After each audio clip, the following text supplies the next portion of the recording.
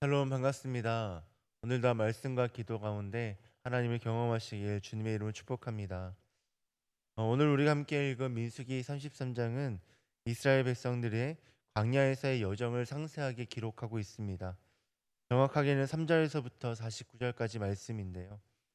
이스라엘이 라암셋을 떠난 것으로부터 시작해서 40년째 되던 해에 모압 평지에 진을 친 것까지 총 42개의 장소에서 진을 쳤던 것을 상세하게 기록하고 있습니다. 그리고 이어서는 50절부터는 33장의 또 다른 주제가 등장하는데요. 가나안 땅을 정복하라는 하나님의 명령과 또 그 땅을 정복했을 때 하나님께서 이스라엘 백성들에게 하는 경고에 대해서 이야기하고 있습니다. 이때 하나님은 이스라엘 백성들에게 두 개의 명령과 또 한 가지의 경고의 말씀을 주시는데요. 오늘은 이 부분을 중점적으로 살펴보면서 하나님이 주시는 교훈을 함께 나누고자 합니다. 이스라엘이 모압 평지에 아벨시팀에 이르러 진을 쳤을 때 하나님은 모세에게 이스라엘이 앞으로 치르게 될 전쟁에 대해서 명령하십니다.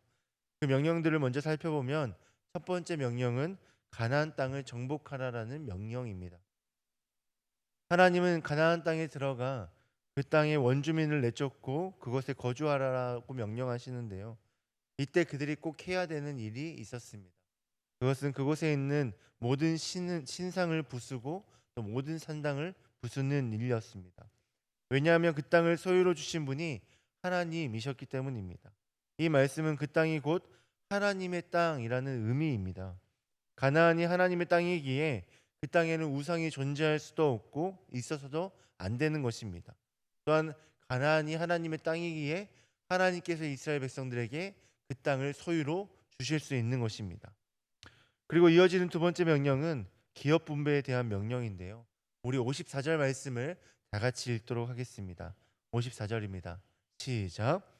너희의 종족을 따라 그 땅을 제비 뽑아 나눌 것이니 수가 많은 적으면 적은 기업을 주되 각기 제비 뽑은 대로 그 소유가 될 것인즉 너희 조상의 지파를 따라 기업을 받을 것이니라. 아멘. 사실 이 내용은 이미 민수기 26장에서 한번 언급되었던 내용입니다. 하나님께서 이스라엘 백성들에게 천명하신 내용인데요.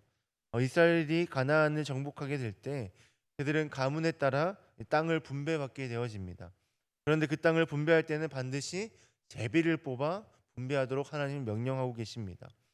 수가 많은 자에게는 기업을 많이 주고 수가 적은 자에게는 기업을 적게 분배할 것이지만 근데 분명한 것은 제비를 뽑아 그 기업을 분배해야 했습니다. 이렇게 제비를 뽑아 기업을 분배한다라는 것은 땅을 분배하시는 분이 하나님이시고 하나님이 땅 분배에서 주도적으로 진행하시겠다라는 의미입니다.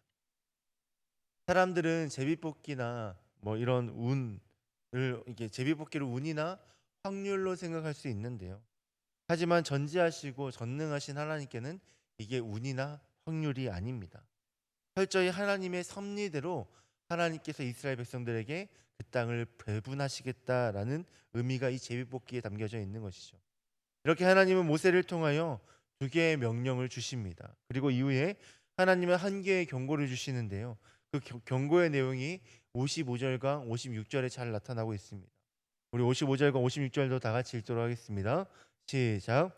너희가 만일 그 땅의 원주민을 너희 앞에서 몰아내지 아니하면 너희가 남겨둔 자들이 너희 눈에 가시와 너희 옆구리에 찌르는 것이 되어 너희가 거주하는 땅에서 너희를 괴롭게 할 것이요 나는 그들에게 행하기로 생각한 것을 너희에게 행하리라. 아멘. 55절을 보면 이스라엘이 가나안을 정복할 때 원주민을 쫓아내지 않고 남겨두면 그들이 이스라엘의 눈에 가시와 옆구리에 찌르는 것이 될 것이다라고 말씀합니다. 그렇게 이스라엘을 괴롭히게 될 것이다라고 말씀하시는데요. 이 말씀만 보면 하나님이 굉장히 무자비한 분이신 것 같습니다. 이 가나안에 살던 그 원주민들도 생명이지 않습니까? 그들도 호흡이 있고 사람인데 그들을 다 몰아내라니요. 그들도 살아야 되지 않겠습니까?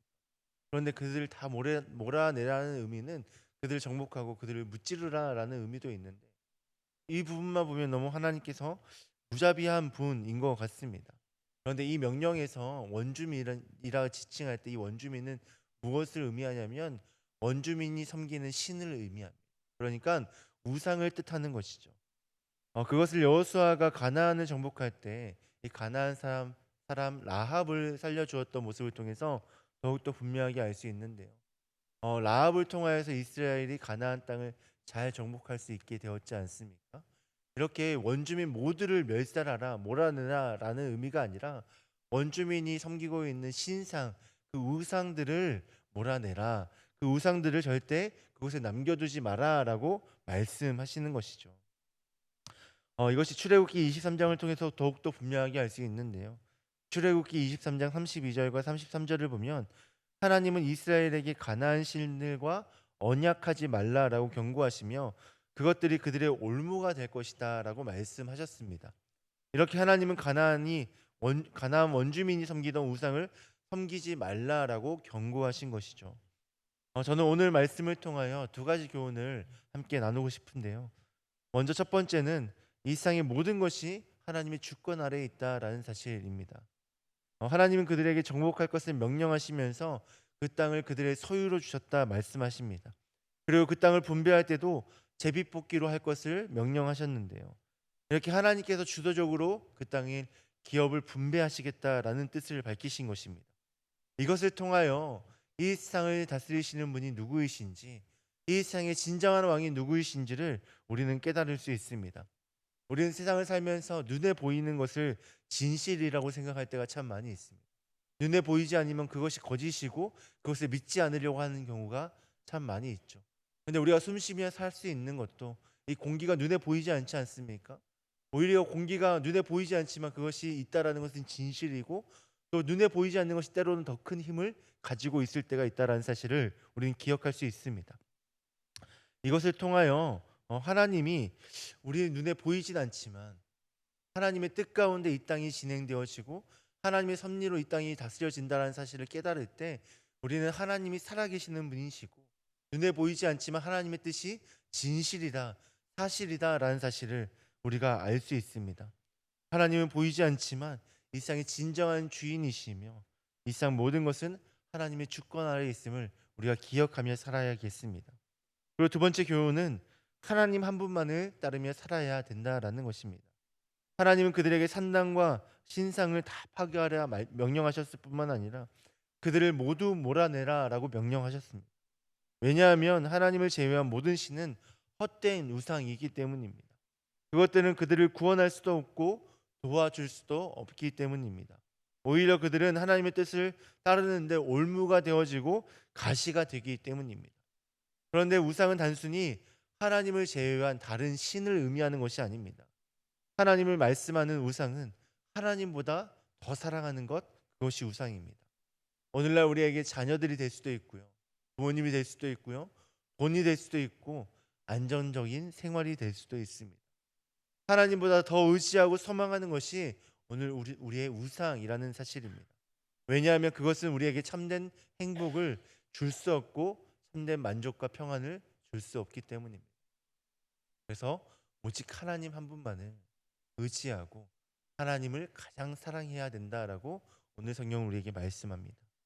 사랑하는 성도 여러분, 우리에게 참된 복과 만족을 주실 수 있는 분은 이 세상의 진정한 통치자이신 하나님 한 분밖에 없습니다.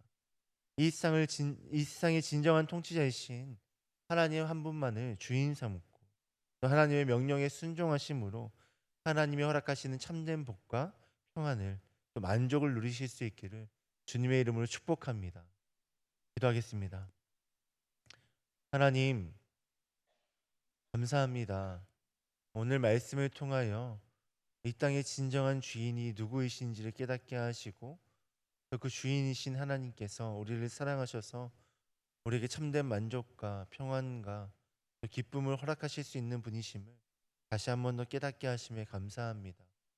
하나님, 내가 하나님보다 더 사랑하는 것이 있다면 이 시간 그것을 내려놓고 하나님 한 분만을 사랑할 수 있기를 소망합니다.